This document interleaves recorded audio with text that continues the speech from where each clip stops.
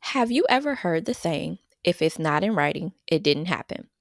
Well, in your doula career, a clear agreement is everything. It sets expectations, protects you, and ensures your clients know exactly what to expect. So, today I'm going to be breaking down what every doula agreement should include and how to stay professional, protected, and prepared for anything. So, if you're new here, my name is Jari L. I am a birth and postpartum doula.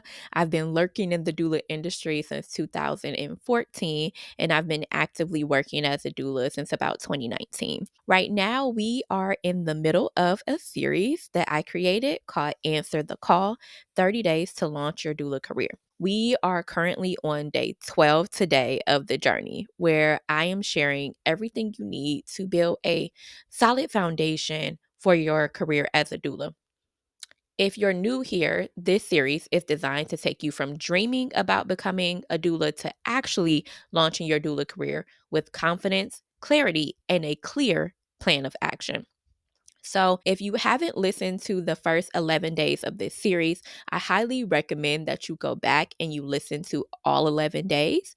But let's do a quick catch up so everybody knows where we are and where we've come from this far. Okay. So, week one was all about getting clear on your commitment to this work.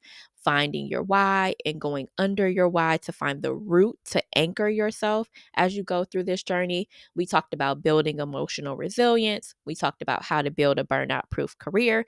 And I even gave you about 12 different types of birth work to explore and see what feels most aligned for you. Now, week two is a week that I'm going to start calling the no gatekeeping week because we started off with the bang. We really dived into choosing the right doula training for you, which so many new and aspiring doulas have questions about. We talked about building your doula community, and we had a real conversation about pricing your services without falling into the trap of charging your worth, which is common industry advice. And then yesterday, we dove into business basics.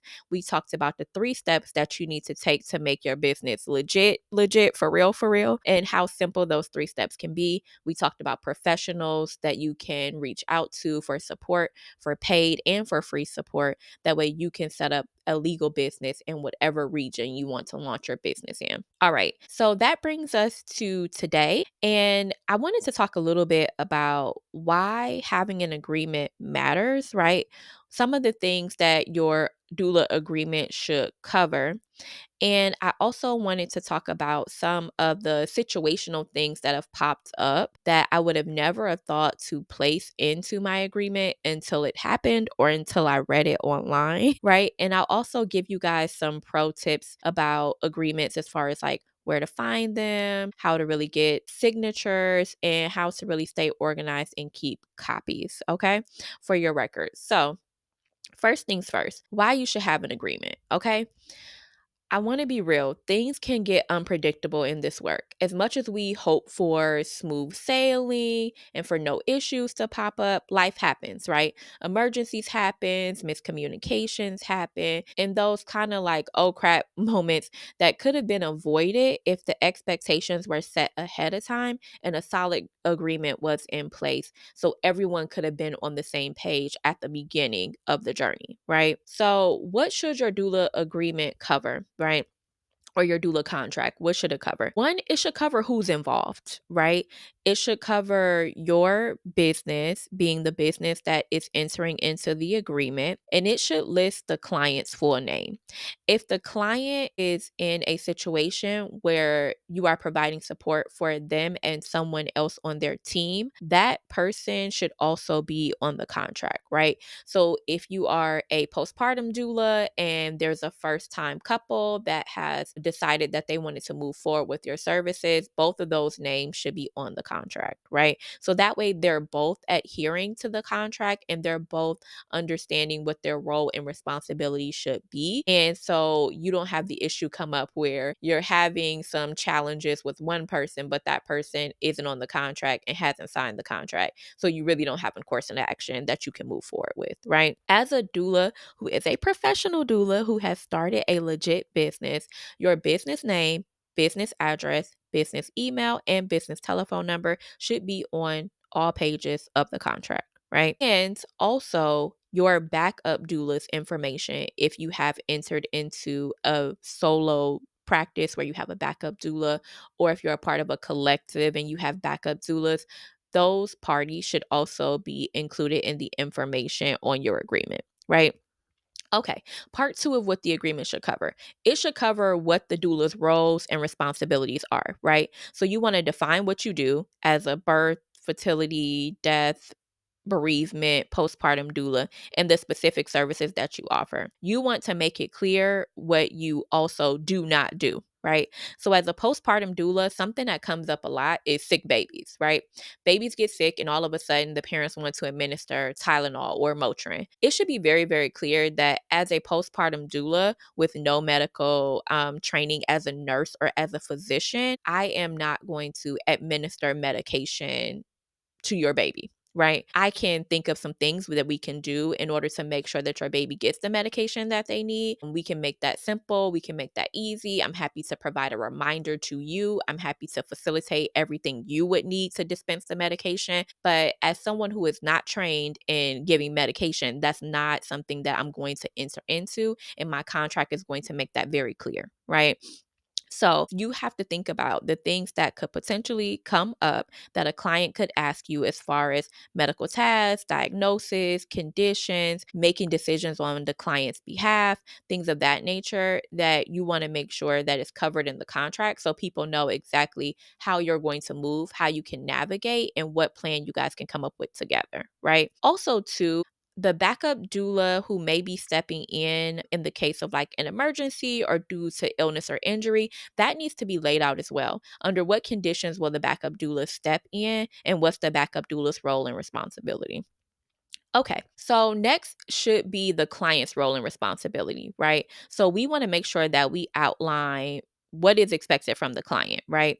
As far as communication, as far as payment, as far as information that they need to provide to you, as far as accommodations, especially for overnight postpartum doulas like me. I can't tell you how many nightmare stories I've heard of people expecting overnight postpartum doulas to pop up at their house, take care of their baby overnight, and all they have is like a rocking chair. Yeah, so in our agreement, we're going to say we actually need some sort of accommodation that lays flat so that way we can take a rest if this is resting care. Now, if you're doing awake care where you're awake for the entire shift, that's a completely different story. But for postpartum doulas overnight like me who do rested care, baby, where is the bed? Where is the day bed? Like, we actually need a place to lay down, even a queen size tall air mattress. I mean, something though, something needs to be provided. I remember I had a story pop up from a trainer of a newborn care specialist training that was saying how they were at this client's house multiple days a week for multiple weeks. They did not provide accommodations for the doula to have resting care where they could lay flat. And the doula actually developed like blood clots in their lungs because of this, right? So it's very, very important that you guys are on the same page as far as what the accommodations are going to be for especially my overnight postpartum doulas. Okay, so for part four, we're going to talk about pricing, services, and dates, right? So the client needs to know how much are the services, right? What exactly are the details of the services that are being provided to them, right? If this is a birth doula service, for instance, as a birth doula, you may provide a certain number of prenatal visits. You may provide birth support. You may provide a postpartum follow up, right? You may provide a welcome call. You may provide certain PDF documents or audio files or courses, right, to really support them in getting the knowledge and information that they need to make birth go from unknown and scary to understood and known, and then to give them the tools that they need to then build the plan, advocate for themselves, right? All of the things, right? So just being very, very clear about what the pricing would be, what the services are, what's included in the service, and the dates need to be very clear as well. The time frame. So if we're in a postpartum doula contract and we're saying, okay, we are providing X amount of support, right? So maybe that's 8 hours of support, 16 hours of support, 36 hours of support a week for how many weeks, right? And we also need to talk about if the scope of work changes mid contract, like how are we going to adjust for that? Because that can come up sometimes as well, right? So say for instance, I call it like scope creep. So say for instance, like clients are like, oh, you know what? I just want 2 overnights a week. That's all I'm really gonna need. We gonna be straight, just a couple nights. You're like, okay. So you draw up a contract for 16 hours for 4 weeks. And then the client is getting so much rest. They are so rested. They're flourishing. They're enjoying it. And then they're like, you know what? Think you could potentially do another night or two a week because we think we want to increase, right? So that happens a lot with overnight postpartum doula support, especially. Clients start to get addicted to the sleep and to the rest and to being able to really let their hair down overnight. And sometimes what they originally thought they would need is not enough and they want more. Right. So just talking about how you would be able to change the scope and the time and things mid contract if you needed to. This is also important because sometimes contracts can get drawn out because of things popping up that you didn't expect, right? So, what if you were supposed to start when a baby was born? Baby was expected to be born on, let's say, December 31st. So, for as a birth doula, I always give a due date like plus or minus 2 weeks, right? Because it's a guess date. So the baby could be born anytime between like the middle of December and the middle of January, right? Just say. And then something happens where the baby is born, the baby has some medical things happening, and the baby has to go to NICU. And then next thing you know, it's 1 month in NICU, 2 months in NICU, 3 months in NICU, right? And so now the time that you would have served this client, been done with this client, and moving on to your next client, you haven't been able to serve this client at all, right? Or maybe you had to adjust to be able to serve this family while the baby is in the NICU, right? So just thinking through like what are those dates so you can be very specific and what's going to happen if those dates have to change due to unforeseen circumstances. Okay, part 5 is going to be refund and cancellation policies. Baby, how many people know that sometimes unhappy clients will come to you and ask for a refund, or they don't even get the chance to be unhappy? In the case of one person who I booked because she booked me for doula support and she was the only person on the consultation. Then come to find out her partner was really upset that she booked me for doula support, even though the partner had said, yeah, hire a doula if you want to. The partner was really thinking that she would never actually go about doing it. So when she did, he was totally shocked. He showed up to the prenatal. You could tell by the energy, he was not feeling it, right? So then she immediately messaged me and said, you know what? I just want to go ahead and cancel. He's upset. He didn't think I would hire a doula, blah, blah, blah, blah, blah, blah, right? So tell me what you guys think about what qualifies somebody for a refund. Would you have given that client a refund if you were me, right?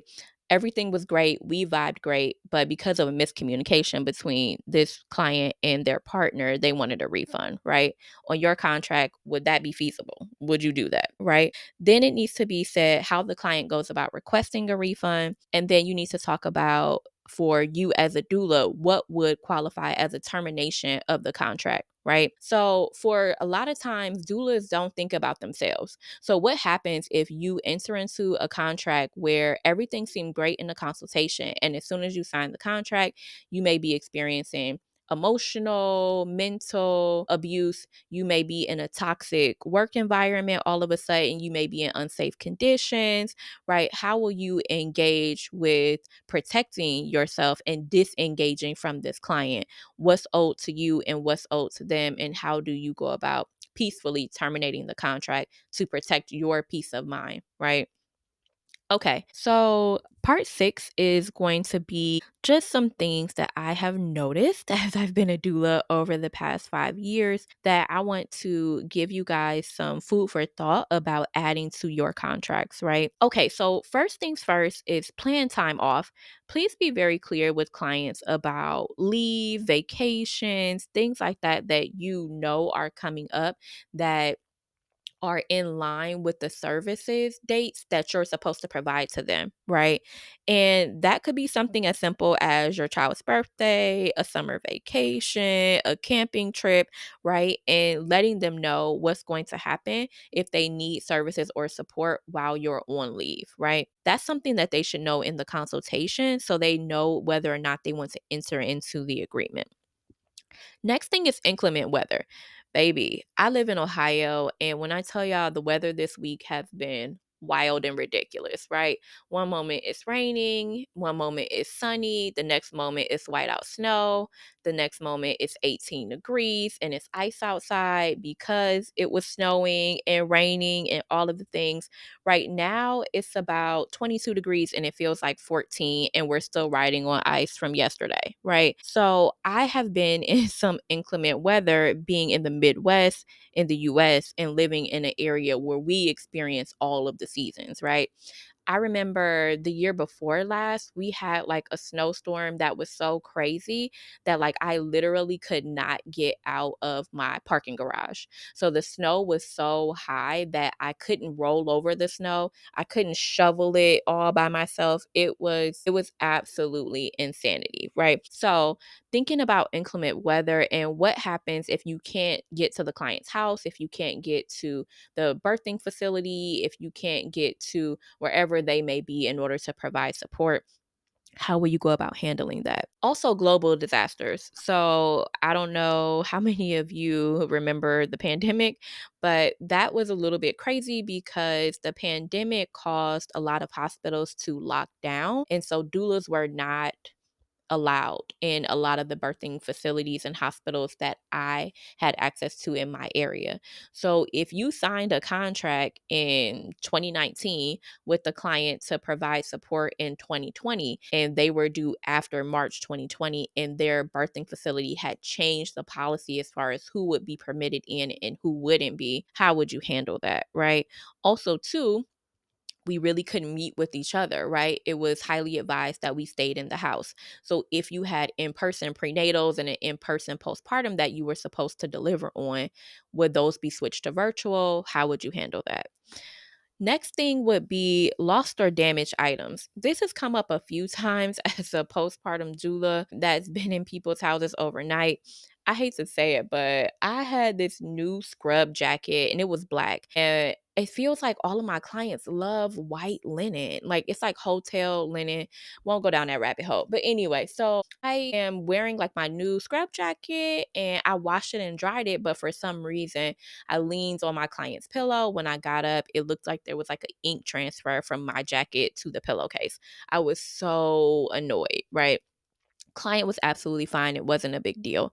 But I have seen that happen in Facebook groups where doulas are saying that their clothes, ink from their clothes or something has transferred to a client's white couch. And now the client wants them to pay to replace it or have it dry cleaned or whatever the case may be. Right. So if there is something damaged or lost while you are there, your contract may want to cover how you will handle that. What will the allowance be? What will be the course of action that you'll be able to take? Okay. And let's also talk about medical emergencies. I mentioned this a little bit earlier, but I have had clients who have had medical emergencies, either that have impacted them personally, that have impacted their spouse, or that have impacted the baby, even all the way up to fetal demise. So, thinking through what is going to be the next best step to still support that client, to be gracious, and also to operate in the values that you have and to move forward with the support. So, those are a few of the things that I wanted to mention that have been a little bit crazy that have come up as far as contracts go. I also wanted to talk about the short term and long term contracts, especially for my postpartum doulas. Just a quick tip. I've seen so many new doulas who have entered into like a 3,300 week contract with the client, only to realize that after week one, they absolutely are not aligned with the client, even after having a pretty decent consultation, and they don't want to continue with the contract. They can't afford to refund the contract because they don't have a replacement, client, and to fill that gap because it's so many hours and it's so many weeks and they feel trapped. So, my advice would be to err on the side of a shorter contract with the option to renew rather than doing a million-year contract with the client, right? So, client reaches out to you. They want 6 months of support. And you're like, "Okay, great. So, I'll tell you what. Let's do a contract for 1 month of support and then we can renew the contract based on what we learned about each other in the first month." And then it's really just as simple as saying to them, "Yep, we can go ahead and renew," or "Nope, I'll provide a referral," right? And then you don't even have to worry about it. You can already have other clients that are, booked up or on a wait list, that can fill in that other 5 months. You can already have a referral or referrals ready for other doulas who you can give to this client so they can move forward with the support that they need. And you don't have to be miserable or obligated to providing support with the client who you're not a good match for and you feel desperate and trapped because, wow, I done already signed this agreement and I done already took this money and now I have to save face and fulfill the contract. You don't even have to go that far. Okay. All right. So, pro tips that I want to provide for you. One, don't create your own agreement unless you have a contract like law degree, right? Unless that's your area of expertise, I highly don't recommend that now you start on your lawyer journey with your doula contract, right? Look online and purchase a contract template. You can also see if the doula organization that you have chosen will provide you with a contract template. Okay. I really highly recommend that you give a copy of the contract digitally to potential clients, allow them to review it, and allow them to electronically sign it. One of my doula friends last week was telling me about how she's meeting up with a client so they can sign a contract in person. I was like, I was not aware that you went to sleep and resurrected as a doula from the 1970s. Listen, y'all, we have so much technology. There are so many free ways that you can send a copy electronically of a contract. If you are one of those doulas who likes meeting with people in person and wants something in person, during the consultation, you can bring a copy of the contract and have them sign it on the spot, right? Bring more than one so that way they can sign one for their records and they can sign one and you can keep it for your records, right? That's the best place to do it. Otherwise, I would say email would be great. That Google has some amazing things for free that you can use to upload a document and get an electronic signature. A lot of y'all carrying iPhones. I'm not, but a lot of y'all are. So a lot of y'all can take pictures of documents and allow people to electronically sign it that way. We used to do that when I worked in insurance in order to get documents back from people. You can use DocuSign, you can use HelloSign. There's so many different options, but I highly, highly, highly recommend that we keep it simple and make the least resistant path for people to get things done because people are busy. Okay. And if a client says yes, you want to go ahead and get that signature ASAP, right? While they're in a good mood, while they're in a yes mood, let's go ahead and make sure they can sign it and make a payment to secure their spot as soon as possible. All right. And I just want to mention to stick to your boundaries, right? Which I know is like seems like a random advice, but hear me out. I do feel like a lot of times I will see new doulas pop in and ask questions like, "Hey, I have this birth doula package that I created where the person gets 5 prenatals, they get birth support, and they get 2 postpartum follow-ups, and they want me to chunk all of that offer down to just in-person birth support, and they want to know what the new price would be." And the answer should be I could not chunk everything down to in person support only because the system and the process and the offer that I have put in place to support you is to support you fully, to take you on a journey, and for us to develop a relationship, to communicate and develop trust because we are going to be on a very intimate journey together. So there's no way that I could do less and still like get you the maximum result that you expect out of me. And so therefore, I wouldn't be the doula for you if you're just looking for in-person support and nothing else, right? Or we can go ahead and move forward with the full scope now that you see why that's so important, right? I really want you guys to just stick to your boundaries and stick to the thing that you're offering, especially once you start to see that it's getting people results. We are in a relationship building type of service, right? So the more we speak to our clients, the more we understand them and their values and their fears and their struggles and their expectations,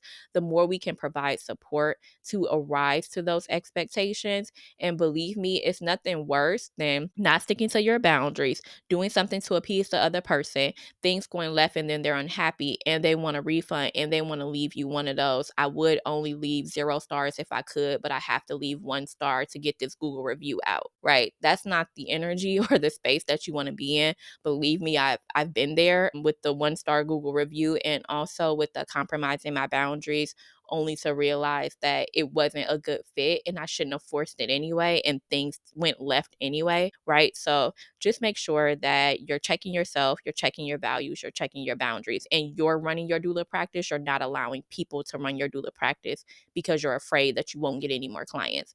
If somebody says no where they don't want to work with you, that leaves a lot of space for all of the people and all of the right fit clients that do want to work with you. Okay. So believe that they are coming, be anxious for nothing, be thirsty for nothing, and change for nothing. Right. Okay. So, as far as what you guys can do for your homework, I wanted you guys to know that your client agreement isn't just paperwork, it's really important. It's a safety net and it's a sign of professionalism. It protects your time, your energy, and your relationships by getting things into writing. So, if you don't have one yet, I want you to start to look at the organizations that you're looking to train with, see if they provide one. Look on Etsy, see if you can purchase a template, right? And to really start to look into where you can get this agreement from, right? All right. So I hope this gives new doulas like you a little bit more information about how you can really dive into the doula world to launch your career, which is the whole point of this series. I hope that it's been helpful and that it's been impactful so far. I will come back tomorrow. And I think that tomorrow, I really want to talk more about backup doulas potentially. We shall see. I think that especially because a lot of doulas start out as solo doulas, it's important to know how to engage a backup doula and how to really make sure that you have that additional support, because how many people know that life happens and you'll definitely need support at one point or another. So tomorrow we may talk about backup doulas. I do want to let you know that the wait list is open for my group coaching program that is launching in January. If you are curious, you can go ahead and click that link and you can find out more information. This is going to be the community, the support, and also the wisdom that you need in order to really keep the momentum going after the launch of your doula career in the next 30 days and to keep that going through next year, right? So how many people know that the 30 days is just the start, but as you go, you will start to have more questions, you will start to get clients and things will arise. Well, you'll need a coach, right? You'll need community and you'll need somebody to walk alongside you and doula you through the process of becoming a doula. So check out the link in the description if you want to join the group coaching program. You can also book me one-on-one if you just want to talk one-on-one and get a 90-day personalized action plan. We can do that as well. All right. I will see you guys in the next episode. Bye for now.